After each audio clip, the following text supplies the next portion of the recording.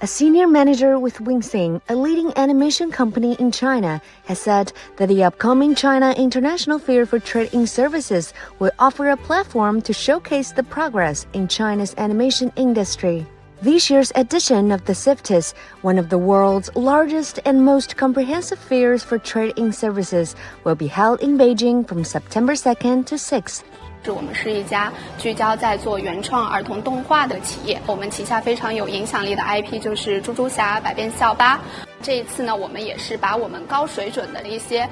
跟海外平台联合制片的作品带来展示，然后也同时希望海外的客户在服贸会的这个平台上，大家能看到中国国漫高水平的制作能力以及它一个高水平的内容的原创能力。我觉得服贸会呢，它为中国和世界的服务贸易的一个交流和合作搭建了一个非常重要的平台。在这里，中国最顶尖的产品、技术、服务汇聚于此，全球的客商汇聚于此。我们也可以看到